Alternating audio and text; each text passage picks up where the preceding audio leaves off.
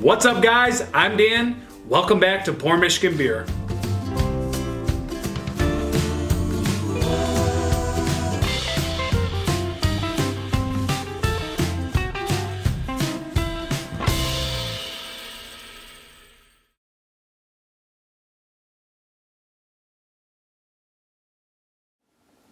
What's happening, guys? I'm Dan. Welcome back to another episode of Poor Michigan Beer. If you do me a favor, guys, hit that like button. Maybe consider subscribing to the channel. It'll really push this content out so I can get this information out to everybody who wants to know more about Michigan beer. Really appreciate it. So let's hop into this one, guys. This is going to be Gitche Gumee, a juicy IPA from MiddleCoast Brewing Company out of Traverse City, Michigan, guys. So I don't really have a clue if this is new or not. I was told this was a new beer released from them, so this was actually given to me as a sample from one of the reps at MiddleCoast. So thank you so much, MiddleCoast. Greatly appreciate that. I did look it up on Untappd, and I saw that people were checking into this beer back in 2019, so I'm awfully confused on if this is actually a new beer, guys, or if they just reformulated something or brought it back for a limited series, because on the back of the can it says limited series, so I'm not quite sure on that. So that's a disclaimer. Not sure if this is actually brand new or not, but for me in Traverse City, it is going to be brand new, guys. Just got thrown into the market from Imperial Beverage, so that's the distributor on this. To the side, we have Dorado, Citra, and Cascade hops. That's a very nice hop lineup. This is coming in with 55 IBUs, 7.4% ABV, and obviously 1 pint, guys. I like it. It's solid. The artwork fitting for the water, kind of the Traverse City region. I like that.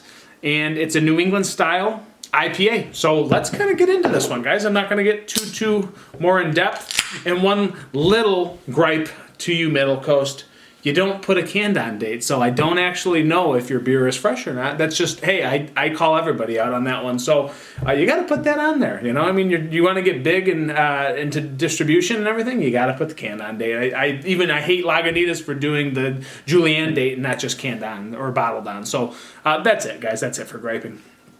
Pour. This is coming a little bit more murky than I anticipated. A little dark orange, kind of burnt honey orange. Very, very dark.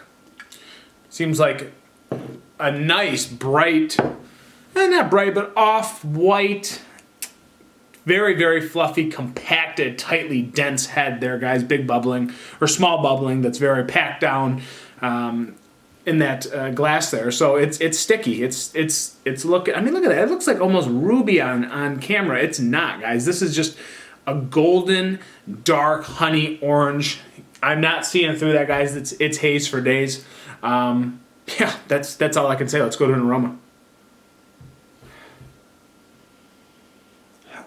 There's a slight juicy grapefruity thing, maybe like this blood orange kind of quality in this, but right off the bat, guys, in my humble opinion, when I have MiddleCoast beers, I always think they're quite malty.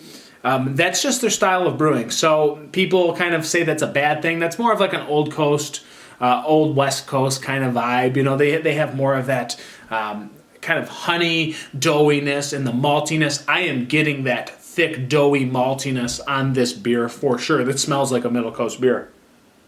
Smells like their pen hopper, all their sessionable IPAs, all their IPAs, guys. It smells like that doughy, malty backbone. There is some juicy grapefruit, again, clementine blood orange quality in this. I get a lot of blood orange, so let's just go to a cheers, guys. This is going to be Gitche Gumee. Cheers, MiddleCoast.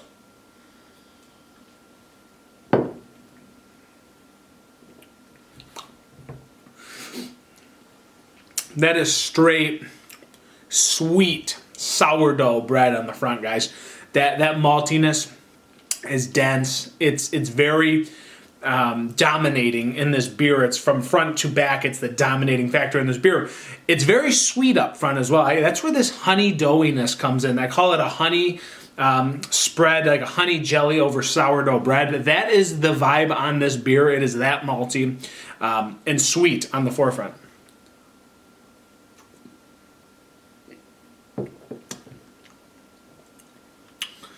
Very sweet.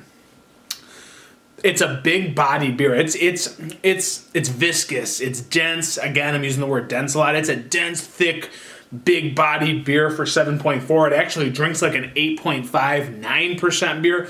Big West Coast vibes. When I'm saying there's a lot of malt driven into this beer with that doughy maltiness, guys. The dominating thing, though, is that malt, of course, but it transitions into a little bit smoother, kind of creamy, rich juiciness, if you will. It's not how I envisioned it to be, because this says juicy IPA. It has that juiciness towards the middle of the beer, but it's that sweet dough malt bomb on the front, guys.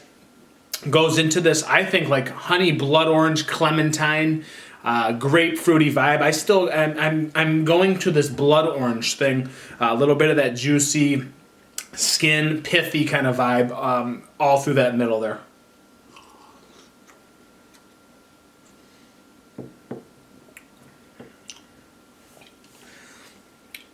There's like a little bit of like sweet pine on the back end to kind of try to round this beer out. I would say this stays awfully sweet from that front end. I don't think it's completely rounded out on that back. Again, guys, a lot of malt driven in this beer, a lot of big, thick, sweet notes in here. I don't think it perfectly rounds out on that back end. I do think this is a bigger bodied, big, viscous beer that doesn't tend to dry out as much as I'd like it to on that back end, but that's just my opinion.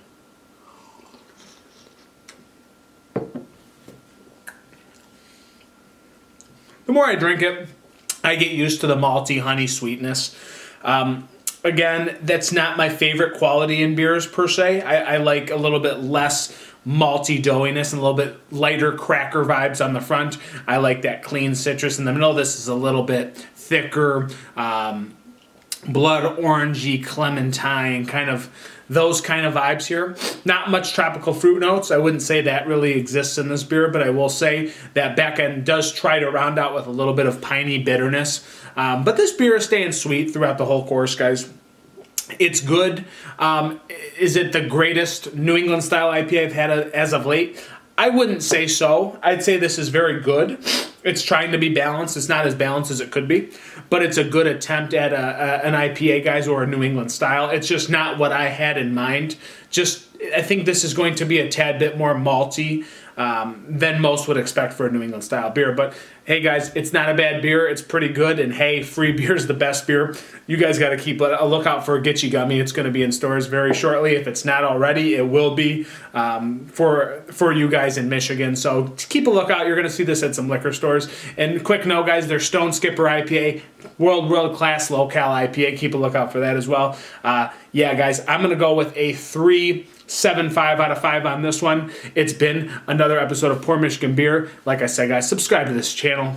Smash that subscribe button. I'm Dan. I'm over and out. Cheers, guys.